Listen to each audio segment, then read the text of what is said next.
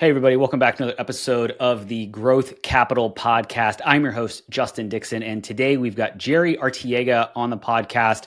He's currently the CEO of Valor Exterior Partners, which is a private equity-backed roofing company roll-up. And we talk about his background. He spent 23 years in the military, Green Beret, and retired in 2019.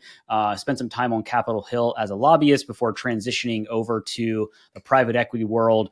We talk about his time spent at Cold War Capital before shifting over to being hired as the CEO of Valor Exterior Partners, which again is a private equity-backed roofing roll-up strategy. So we talk about his operational mindset from going from the military to private equity and now into the CEO role. Super fascinating conversation. So I think you'll get a lot out of this. So let's get Jerry on the pod. Interested in hearing conversations with private equity leaders, CEOs of private equity-backed companies, and startup entrepreneurs where they share their stories about their career journeys, starting, investing in, and scaling successful businesses, and the important role that having the right talent plays in building a successful business, then you are in the right place. Welcome back to another episode of the Growth Capital Podcast. Here's your host, Justin Dixon.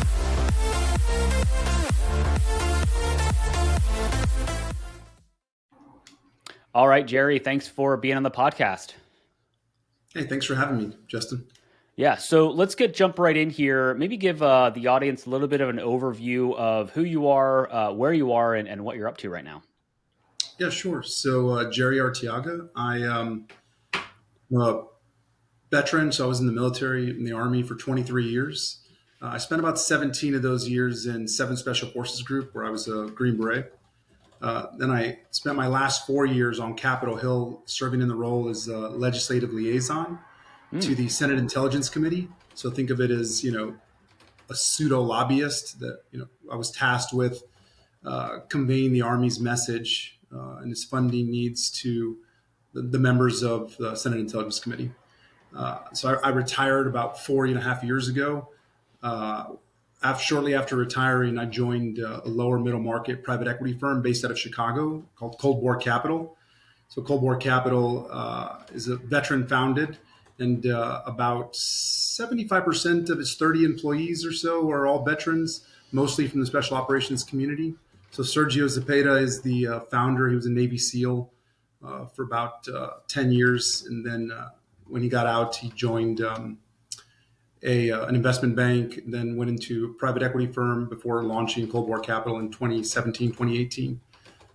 So at Cold War Capital, I was an operating partner assigned to a few different platforms. My first platform was a compounding and specialty pharmacy, where I was embedded with the executive team. The platform had already been around for roughly 2.5, 3 years. They were at 15 locations. I helped them grow to 21 across 9 states before moving on to assist in the launching of a landscaping platform. I served as an operating partner on that platform for about a year, and then did some other work with our dental platform and our pet wellness, so veterinary clinic platform. So I spent roughly 3.5, 4 years at Cold War before taking another opportunity with another private equity firm. So now I'm leading the roll-up of residential roofing companies in the Northeast. And the name of the company is called Valor Exterior Partners, where I'm the CEO. And we're backed by Osceola Capital out of Tampa. Not oddly enough, but interesting enough, Osceola Capital is also veteran founded. Okay. The founder's Ben Moe, and he was an Air Force veteran before going into business, where he was an owner operator that exited to private equity and then continued on with the private equity firm as their CFO before founding Osceola Capital. So right now, Valor Exterior Partners, we did our first acquisition at the end of July. Our second one followed shortly after in the end of August, and we'll complete our third acquisition at the end of October with a fourth and fifth in the hopper. So in 6 months, we should close 4 or 5 locations, and then hopefully double that next year. So I'm leading the efforts as far as the pre-acquisition diligence, post-acquisition integration, and then obviously growing the platform to be a more profitable asset as we look to exit in roughly 4 or 5 years. Got it. Currently, it's just me. We're about to bring a CFO on board, and we'll really ramp up our processes. Got it. Well, I want to kind of start where you just ended in kind of this roll up and then maybe work ourselves a little bit backwards here. But I guess how I actually had Frank Bauman on from Cold Bore earlier in previous episodes from recording. And, we talked a lot about Cold Bore and all of that. And I met Matt at a conference in Vegas earlier this year. So I've actually gotten to know Cold Bore a little bit and their philosophy and methodology. I wasn't aware they had dental or veterinary platforms. I was always under the assumption they were going after home services businesses in the HVAC world. So that's interesting that they've got a few other kind of areas. But talk a little bit about kind of your transition from an operating partner at Cold Bore into another private equity firm, but now you're more or less, leading a company, and then walk through the roll up strategy, because it seems like you guys are in kind of hyper bolt on growth mode with 5 acquisitions coming in pretty rapid succession. Yeah, so I mean, the transition from operating partner into CEO of a PE backed company, and I think it's important to distinguish PE backed versus a startup or an existing private company, Mm-hmm. because private equity looks at building companies differently than the traditional kind of greenfield approach. Yep. Private equity we want to focus on rapid growth, both inorganically through merger and acquisition, and organically through optimization, and integration.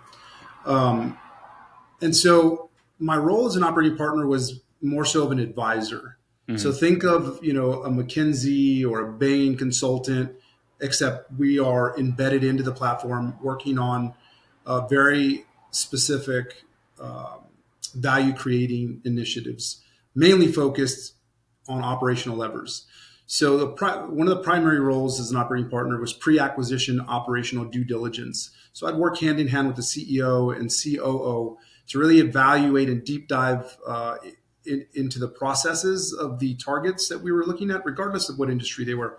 And so we have a checklist that we kind of run through and trying to learn all the nuances of these family-owned and operated businesses, because in most cases, they're very unsophisticated. So a lot of them are running a lifestyle business that was either passed down to them or maybe they started it, 20 years ago, and they're comfortable in their processes and procedures. And in their mind, what they're doing works. And to a certain degree, it does. It works for them. Right. But for us, private equity backed company, we are looking to kind of supercharge their ability to make, to bring revenue into the door. And how we do that is through, optimization of processes. And a lot of times it's establishing processes. Most of the time these companies don't really operate with a CRM or an ERP. They're on Excel spreadsheets and, QuickBooks online. And so, those tools, although they're great for a single business, you can't really scale too much with them. So as an operating partner, conducting operational due diligence prior to the acquisition is very important, because that helps me, one, establish if this is a good company. Are their processes scalable? What are the redundancies? What are the gaps? But two, and more importantly, it allows me to identify a lot of the value creation initiatives that I'm going to undertake in that first 100-day integration planning and execution process. So understanding where we can harvest that low-hanging fruit to create value, starting day one, is super important, because we want to show that kind of the hockey stick of us going up as far as profitability and optimization of processes. So as an operating partner, I go in, I identify all these initiatives and opportunities, and then I pitch them to the executive team. So to the CEO, CFO, COO, hey, here's the business case. Here's why we should do this. Mm-hmm. Or maybe here's why we should deviate from our normal integration plan. And ultimately, they're the decision makers. So I present the business case, upside, downside, and then they tell me yes or no, and then I continue on with execution, or I reshift my focus to a different initiative. switching into the CEO role of a PE-backed company, it's not too different, at least in this startup kind of phase. I'm still leading the pre-acquisition operational diligence. I'm still focused on the integration plans and executing them at this point until we grow our team out. The only big difference, or the biggest difference, is that I am the decision maker. Right. So I'm able to move a little faster, especially because I've had experience in the former part. So identifying the opportunities, planning for them, and executing them. Now I fully understand the process that the operating partner went through because I did it. And so for me, I just view the problem set through the same lens, and then you know the buck kind of stops here. Got it. Interesting. And then going back to kind of your lobbyist days on Capitol Hill, I feel like that's an interesting, role. I guess maybe talk a little about that and how that has helped or given you any kind of like skill set going into Cold Bore and now into your CEO role. Yeah, so that's a great question. So both in the operating partner role and the CEO role, even it's more so in the CEO role though. Being able to effectively communicate complex ideas in a way that people who may not have the same, like, whether it's legislative or business acumen, uh, getting them to understand it and communicate the message effectively is something that I learned as a legislative liaison. So you take the concepts or the language from the Senate and then translate it down into military speak, and then vice versa, Right. right? So me as a CEO and to a certain degree as an operating partner, in sitting across the table from potential sellers and partners, the ability to effectively communicate what our plan is, our goal, and then kind of what the end state is. It really, helped me. That was one skill that directly translated over from what I did on the Hill into the role I'm in now, and then also as an operating partner. Yeah, because obviously you need to especially in your roll up strategy, you're integrating, multiple businesses in a very rapid succession. So being able to effectively communicate the reason why this is happening and what's the benefit to everybody, on all sides of the fence, I think is probably a valuable aspect of your experience to have as you are integrating, businesses July, August, now October, and then a few more coming in the near future. How do you do that to, especially in the roofing space where you've got, frontline employees and even middle management that are, out on the roofs and doing things like that? Like, how do you kind of take the directive from the PE firm to grow this via acquisition and obviously grow the existing companies organically? Like, how do you kind of trickle that down to the folks that are, up on the roof and all of that? Yeah, so that's a great question. So first off, the change management process, especially when you're integrating kind of an unsophisticated business into a very sophisticated corporate environment, has to be done very methodically. Communication has to be early and often, and you can't effect too much change all at once. Mm, So because Cold War Capital is very operations focused, that's their differentiator. Um, and so we have Cold War had an operations playbook that I've built on and adapted to specifically to the roofing industry. And so my approach to integration is, three phases really. Um, People, and they focus on people, process, and technology. Right. okay. First thing I do when I get on the ground is capacity utilization. Who is in what seat? Is that the right person? Mm, What are the redundancies? What are the gaps? Who do I need to retrain? Who do I need to assign? And then I work with the management teams to kind of get that into play. Once we know that all the right people are in the right place, we start to focus on changing processes. And as we change processes, I rank order them on what is going to be the highest ROI and what can I build on. And so typically that's going to be the financial reporting system and the CRM, because okay. those are the two backbones of any integration. and everything else builds from there. And so I would say, if you've done one integration, you've done one integration because they're all different, Yeah. regardless if they're this in the same city, the same industry, they're all going to be different. And so, although we have I have a 100-day integration plan, it's just merely a guide because it's going to be tweaked based on the operational nuances of each company. And so you ask, how do we communicate this down to the guy on the roof? In my particular industry, the processes that I change don't really affect the guy on the roof. Okay. So as we work our way up, you have the guy on the roof swinging the hammer. He reports to the project manager. The project manager got the sale from the salesman, and then everyone reports up to the general manager, right? Yep. All of my integration processes revolve around the back office and how we sell and track the projects. Got it. So Okay. the guy on the roof, if I'm doing my job right, all he's going to see is a lot more work. Right. He's busier, he's happier, he's getting paid, and that doesn't matter what the brand is on the side of the truck. It just matters that he is, up on the roof doing work, essentially. Yeah.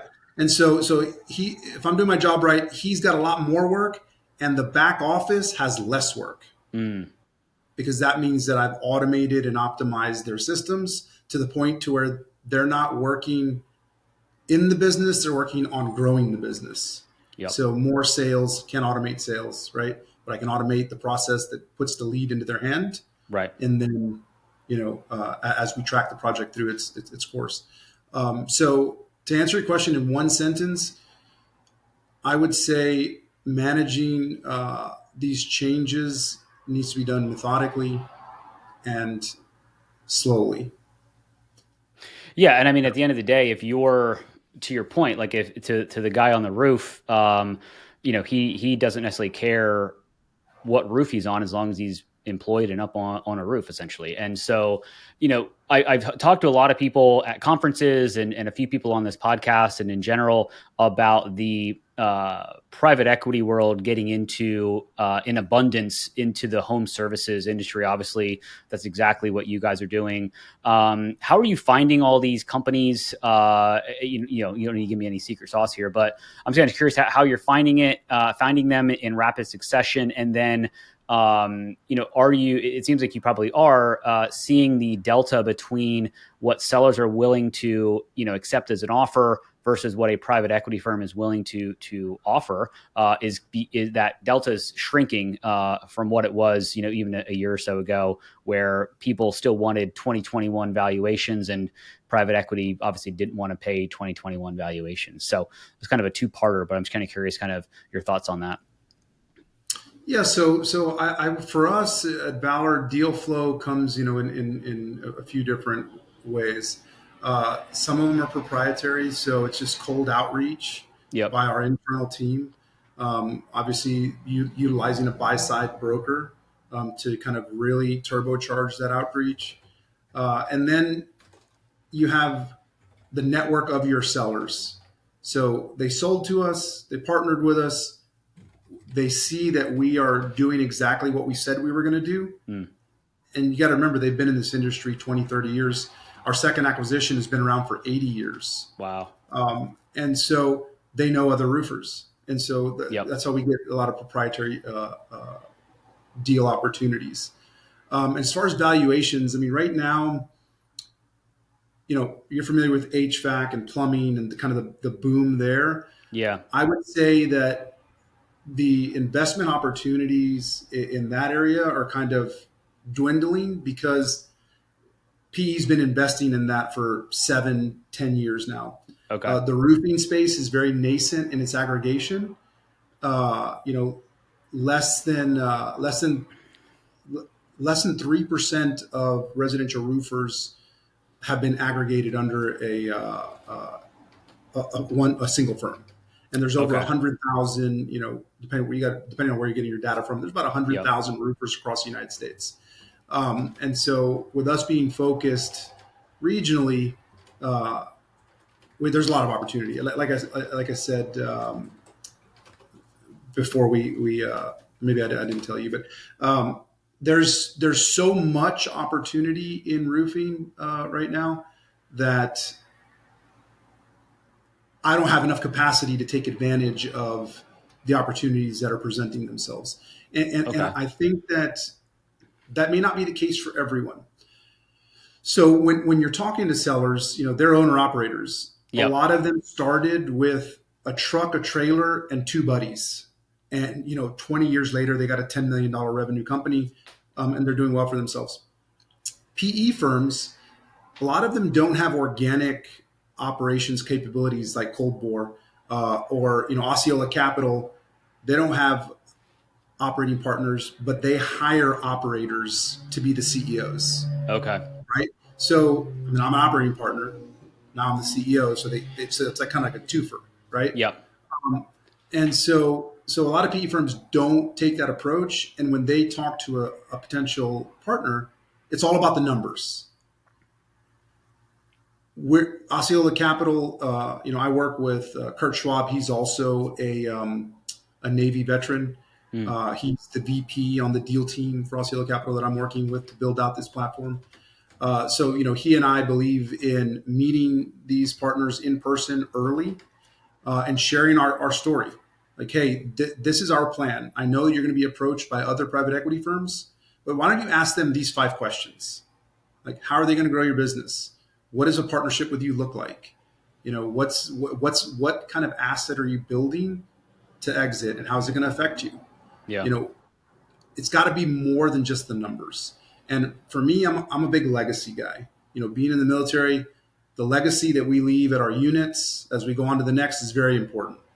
And so the approach I take with an acquisition is I don't cut headcount.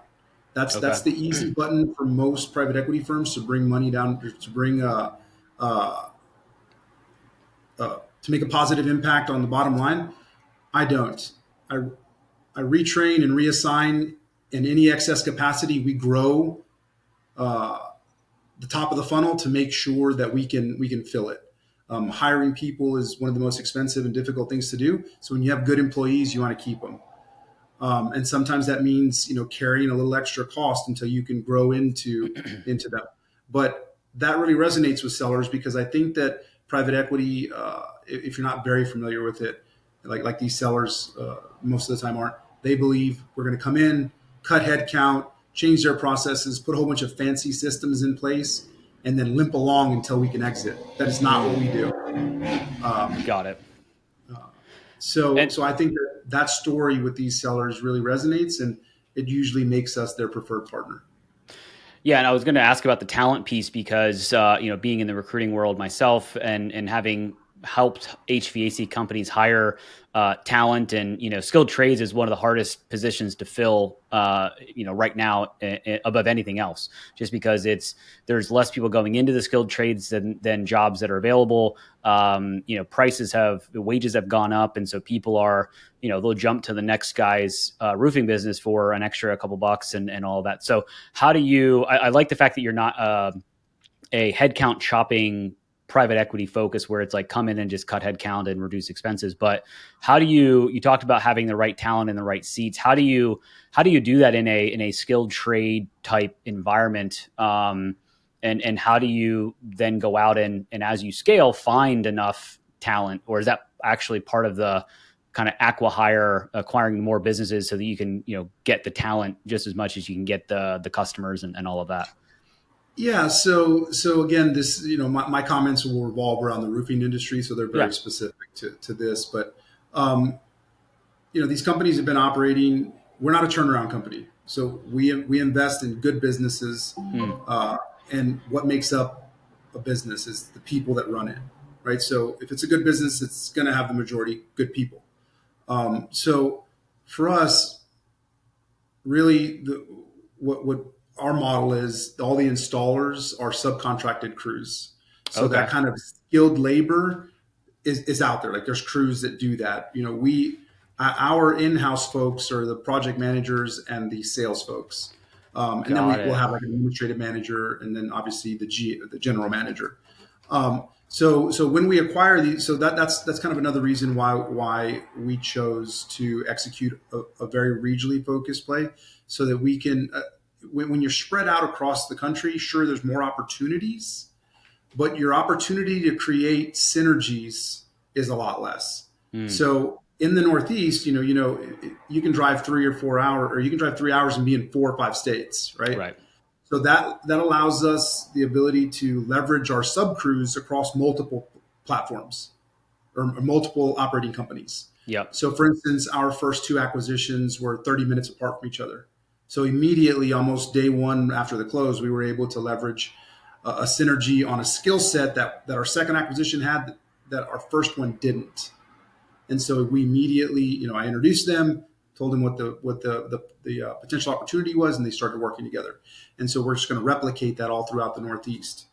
And so as far as like skilled labor and how we retain them, so the skilled labor and the sub crews, we retain them because we take care of them. We keep them employed throughout the year. So typically in this industry, you're going to lose a sub crew if you can't keep them employed. So if Right. I'm keeping them working 2 or 3 days a week, and someone else has 5 days a week of work, they may like me more, but they still have to pay their bills. Yep. So the way we organize, that's all kind of the art of it. The way we schedule and organize our projects, we ensure that the crews are consistently working. So in this industry, you have a backlog, right? Well, I have access to a surplus of subcontracted crews, but the reason we keep a backlog is to ensure that we can have 2 or 3 of our best crews constantly working so that they Yep. stay with our company. Yeah. Got it. So you're not buying a roofing company that has 50 roofers. You're really buying a kind of sales engine that has customers, and you're leveraging subcontracted roofing installers. If I heard what you said correctly, so Yeah, you don't employ roofers. You're employing and buying kind of the brands of these companies, and then the sales force and all of that. exactly. And this is pretty much an industry standard. Yeah. Okay. Got it. So the skilled labor that swings the hammer, that's all they want to do. Right. They don't want to worry about advertising, marketing, processing leads and payments. They just want to do the work and get paid at the end of the job. But we do employ in-house roofing and carpentry crew members that do the smaller jobs. So kind of the service and repair. Yep. And we were able to flex them to, if it's like a small garage that needs to be done quickly, we use those in-house crew, but the majority of our work is subcontracted. It's also a way to mitigate risk because Yeah. now the risk is on the subcontractor versus the contractor. Right. And if you are slow, and if you don't have the work, then you're not paying the wages of those subcontractors Right. and all that stuff. But got it. Yeah. Fascinating. Yeah, that makes a lot of sense. Makes a lot of sense. And then you talked a little bit about kind of the due diligence process, both at Cold Bore and obviously where you are now. How do you obviously look at these founder led mom and pop kind of businesses, or they started as Chuck in the truck and now they're you've got a decent business. What ends up typically happening to the founders post acquisition? Do they stay on and kind of just become a salesperson? Do they stay on as an advisor, or are you guys buying 100% of their equity and they are now retired essentially? Yeah. So there's typically two archetypes of a seller, right? The first one, and the one we most commonly see, is a seller that is looking to retire, take some chips off the table, doesn't have a succession plan. So Yep. his kids either don't want the business or he doesn't want his kids in the business, and he wants to ensure that his people still have a job, right? Yep. So that's the first one, and the majority of ones we see. Second archetype is a middle-aged individual who loves what they're doing, knows that their company can do way more, but either doesn't have the know-how or the capital to make it happen. And so the way there's usually, I'll use roofing as the example. There are roofers who happen to own a business, and then there are Mm-hmm. businessmen who happen to own a roofing business, Yep. right?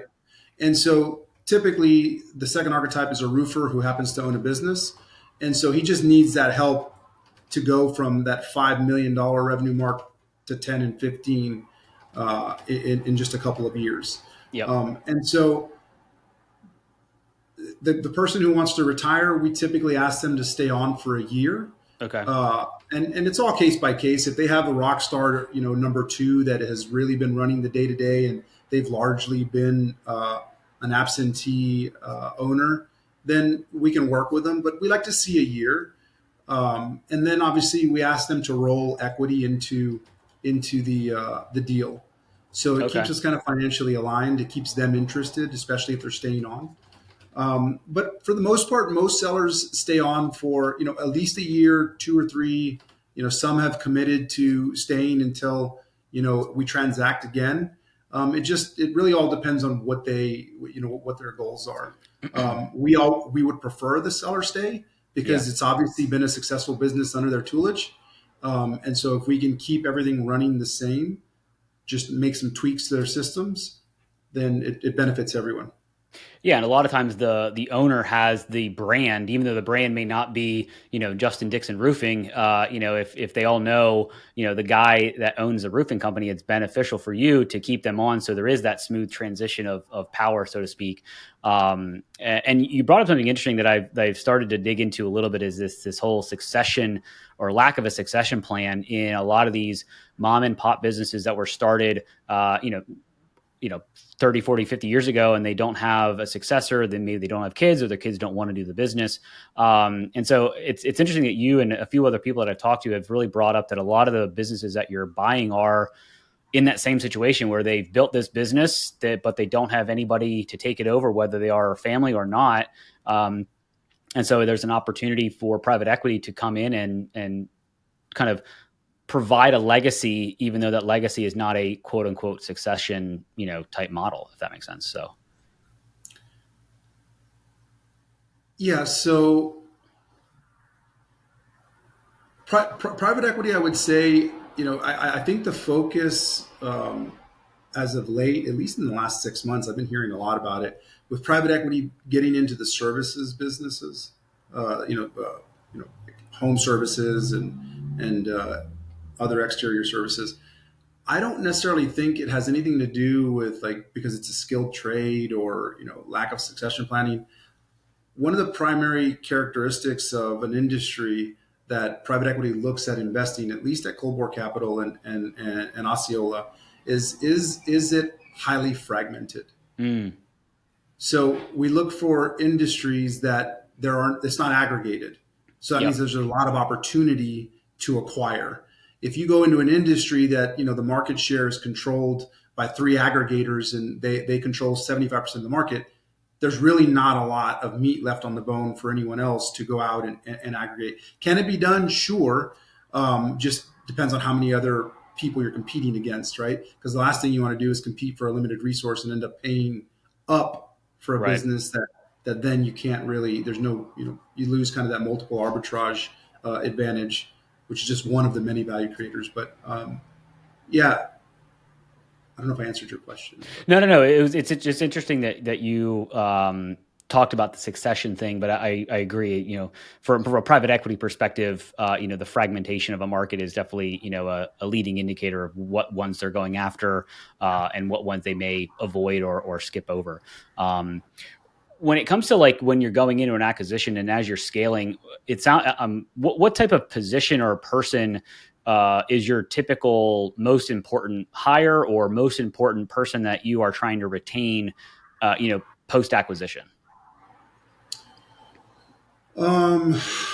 So at Cold War, Sergio's mentality around hires is, and I've taken it with me. I operate under the same principle. I hire for trait, train the skill. Yeah. Right? You got to hire somebody who has the drive to get the job done, Mm-hmm.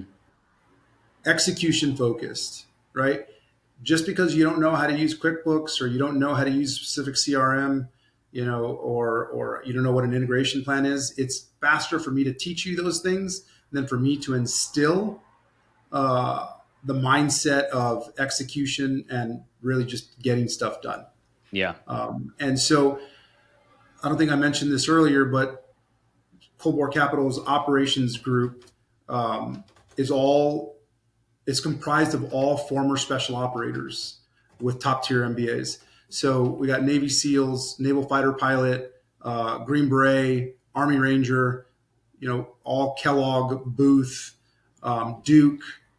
And so Sergio's thought process behind that in 2017 really was, look, special operators are execution focused, trained to mitigate risk, look at an operational problem and figure out the best solution for it, especially with limited to no guidance, limited resources, and just focusing on getting it done.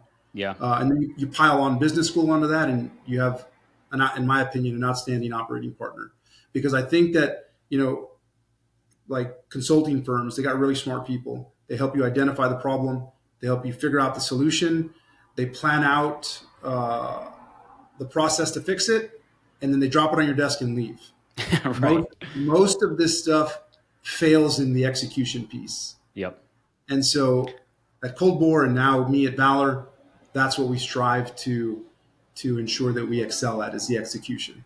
Yeah, which is why consultants are brought back multiple times, or you bring in multiple consultants to solve the same problem. And yeah, it's like, here's this really shiny, nice little toolkit booklet. Here you go. See you in a couple of years when you need to redo this.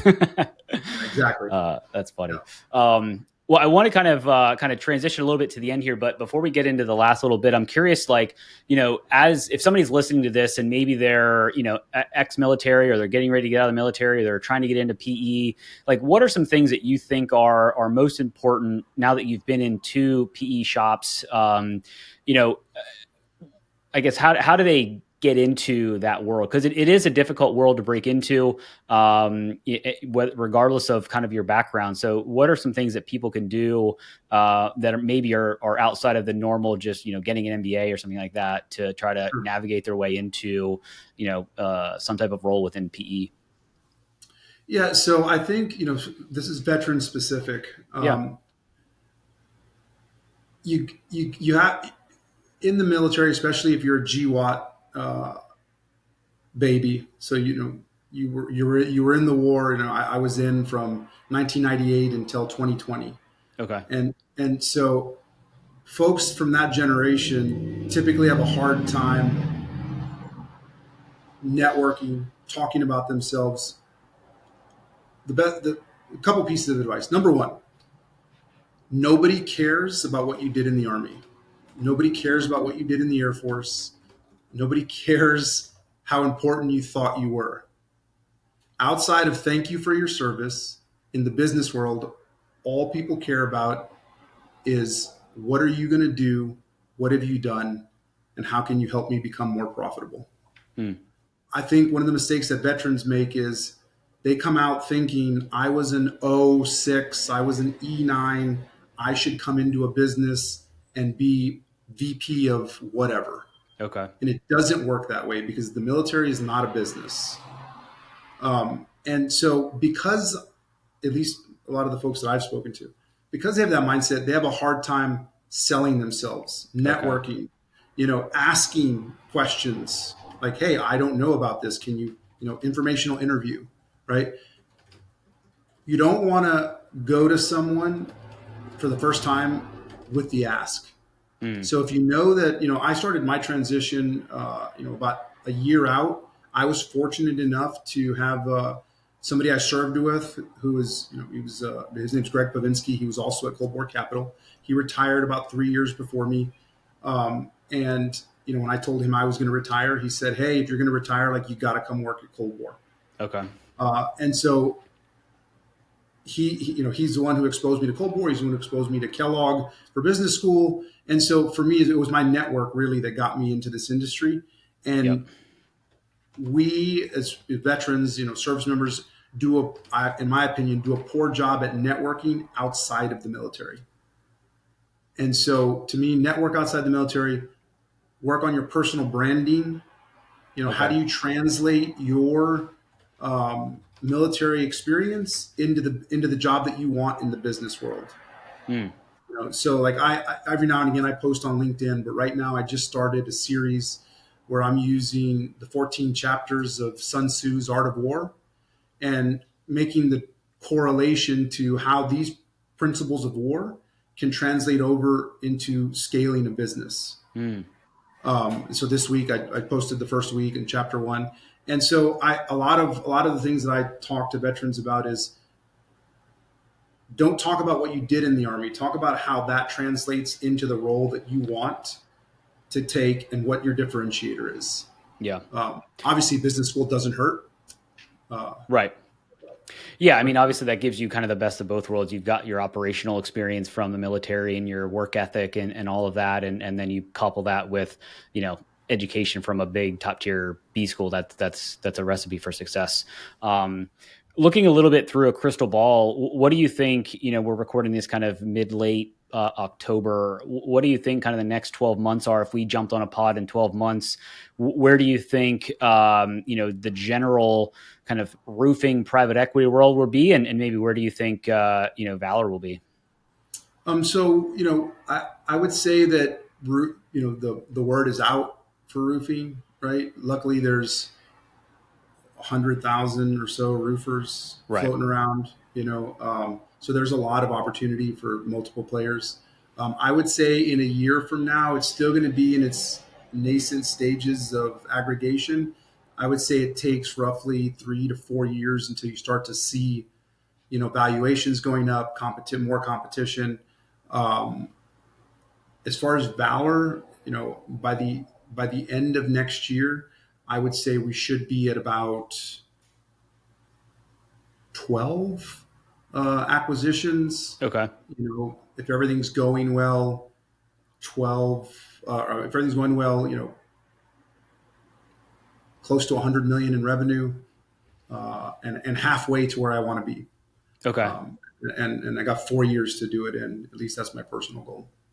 And that was going to be my follow up is, with Valor, you said you're going to, hold for 5 years at your kind of model. Where do you get to a point where you've hit your acquisition target from a volume perspective, and then it's all about more efficiently operating those kind of integrations where maybe you've acquired 20 companies and now it's like, okay, we've got our 20 and now it's like we're 2 years in, but now we need to take it for the next three more years to get us to that number that we're trying to hit. Yeah, so I use 5 years as it's loose. That's a Okay. loose timeline, right? Like we're gonna do what the market dictates. So if we can build an asset that someone in the market is looking for and is willing to, make the deal that we're kind of looking to make, Right. then it could be sped up, or it could be longer. We could be, printing money Yep. and we just want to keep it a little longer. Maybe go to a recapitalization event or a continuation vehicle of some sort. But at a minute, we do have a minimum that we want to try to hit to kind of really hit that multiple arbitrage marker. And then it does become kind of a point of diminishing returns once Mm. you get to a certain size. So if you get too big, you limit the number of buyers that you have, Oh, right? okay. Because now if you're talking a 20 million EBITDA company that's going to trade for 12 to 15x, there's not a lot of buyers in that space, right? Yep. So there's an art to it, and it's all going to be based on market demand and the conditions. As far as who we'll sell to, should be a larger sponsor or possibly a strategic. Yeah. More likely a larger sponsor.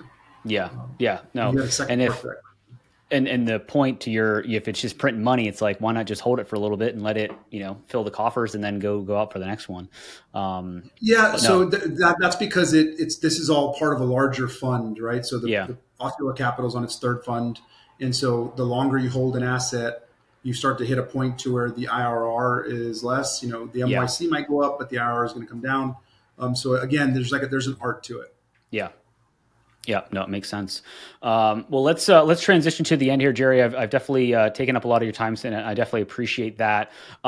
So I've got a 3 pack of questions that I ask every guest. Learn a little bit more about you, less about kind of your working world. But I guess what's your favorite kind of business book that you're into?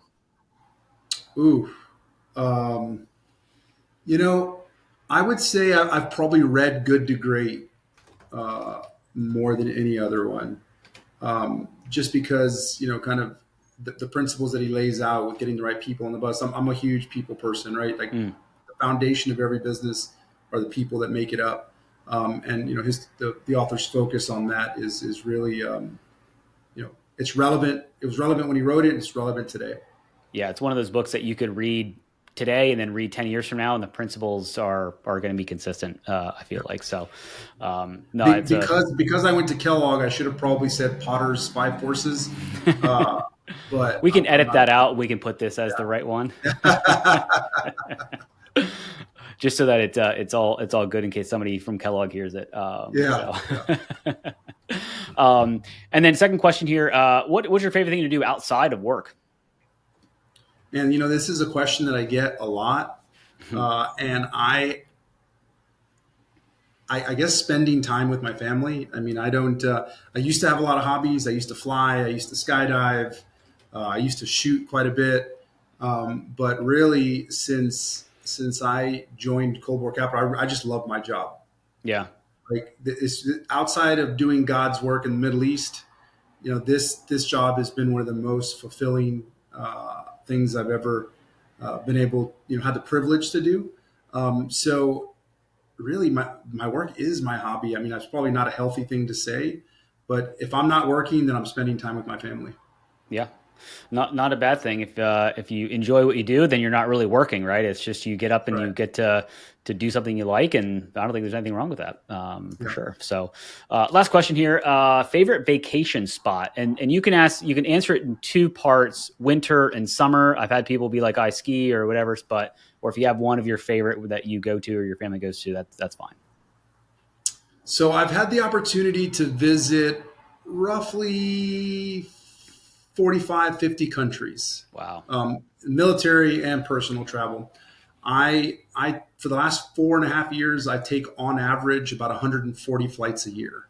wow, So when people ask me, it's another question I get a lot because I travel a lot. Where my favorite place to be is at. My answer is unequivocally always home, okay, right?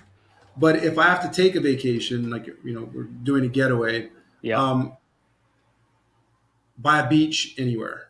okay. So Mexico is always the go to. My favorite country outside of the U.S., Colombia. Oh, Uh, interesting. Beautiful country. I spent in aggregate probably 3.5, 4 years in the country, all over it when I was in 7 Special Forces Group. Wow. Just great people, great culture.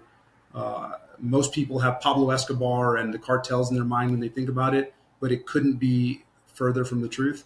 Hmm. Uh, and I'm not really a winter guy, so in the winter I revert back to You go to the a beach. beach somewhere. Yeah. Yeah, yeah. No, fair enough. Fair enough. Well, Jerry, this has been a lot of fun. If people want to reach out and learn more about what you're doing, maybe if they're a veteran and they want to, pick your brain about how to make that transition, what is the best way to get at you? Yeah, so I would say LinkedIn. Okay. So Jerry Arteaga is my, there's only one on there. I will say that in the 4 years that I've been doing what I'm doing, 4 5 years that I've been doing what I'm doing, I've never turned down a call from a Okay. call request from a veteran because somebody took the time to talk to me. So I want to make sure that I give that Pay it back. forward. I actually sit on the board of a veteran nonprofit called Owners in Honor. Oh yeah, I saw that. Um, Owners in Honor is focused on helping veterans become entrepreneurs through acquisition. So Hmm. basically, helping veterans buy businesses. It's run by Pat Flood, who's also a former 7 Special Forces Group veteran. He was a lieutenant colonel. And so he founded that early this year, and we're running the first cohort through. So if folks want to learn about entrepreneurship, if they're interested in becoming business owners, Yeah. definitely look up Owners in Honor. Awesome. Awesome, Jerry. This has been a lot of fun. I really appreciate you being on the podcast and you sharing your story. Hey, thank you for having me, Justin.